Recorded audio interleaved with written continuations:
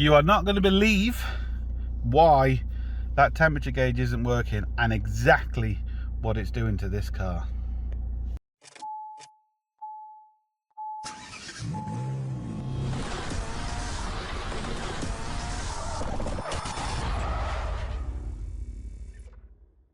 Right, I've already done this one, but I just wanted to quickly show you because I thought it was interesting. So we've got the parking sensors of this car are just not working. The front, the rear, just not working. The temperature gauge isn't working. The Tpms light is on, and also the engine light is on. Now the engine light is off at the minute, but believe me, it does come on. I don't know if you remember, I did another video on this. Someone reversed into this car and broke the whole front of it. So I'm just going to show you that now.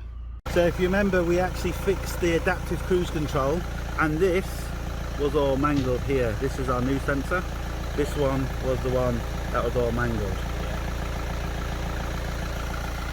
So you can see all the cracks here from someone reversing into it. So essentially what's happening is this sensor is causing all the problems. This is just an outside temperature sensor, an ambient temperature sensor, that's all it is.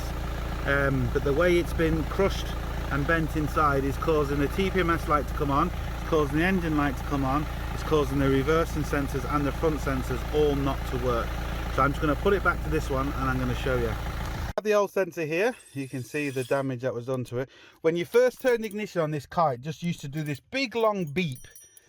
It didn't show, it didn't say anything, it was just this big long horrible beep. So I'm just going to turn the ignition on now. Oh. Now look at that, see? Bang. Just put it in reverse. All the sensors have come back on. So all the parking sensors have come on. Everything has come on. When I drive down the road, that TPMS light will go off.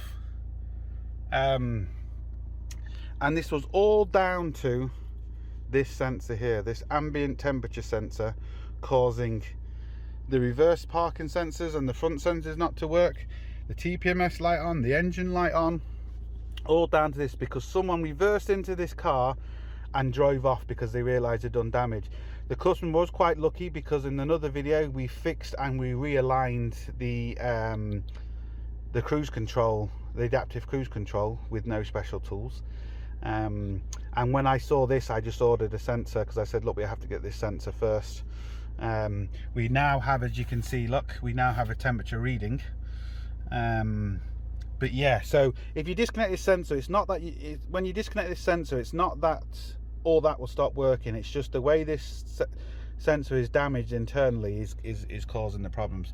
So I'm just going to do a quick run through with the scan tool, reset everything, and then we'll be good to go.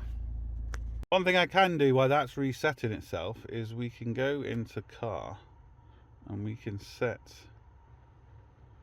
Oh no, I need to turn it on, so we can't at the minute. Not sure if I showed this, but we also had the parking light flashing with the old sensor plugged in. I'm just running through a full scan on it because it also did say with the old sensor in, sometimes when you put it into reverse, it would say currently not available, reversing sensors or park pilot currently not available. But you can see now we got the temperature reading still. So I'm just going to go through everything, reset everything, and then we should be good to go. Another thing is, because like I said, I already previously diagnosed this car. I should have maybe filmed it all, but anyway, when we tried to go into the parking module with the old sensor plugged in, it wouldn't let me into the module. Like, it was as if the module wasn't there. So this is very easy how you can get confused and you can start thinking it's module problems when the car can't see it. Because at first I kind of thought, well, maybe, hold on, there's a module issue. Because I can't, you know, I can't read the module, I can't communicate with it.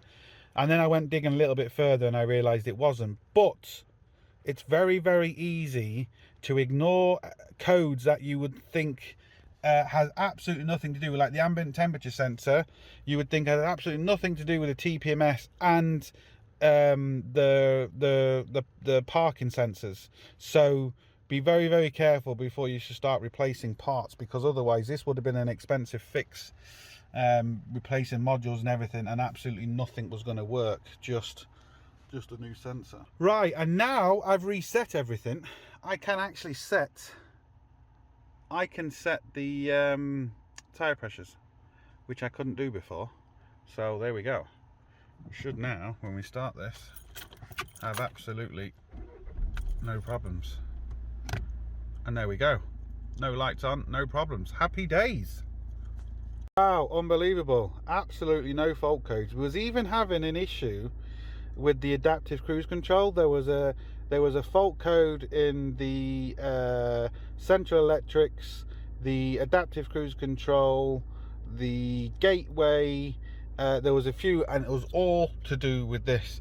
Now these were working, by the way, so the adaptive cruise control was working once I reset it and put it back properly, but there was still an error code in the module. There was an error code in practically every other module, and it was all to do with this. It's amazing what such a little insignificant thing on a modern car, and this is 2013, so it's not like modern, it's amazing what it can do. So be very, very careful and do your checks properly, because this would have been a part changer's wet dream to work on this car, and it was just a very cheap, inexpensive sensor.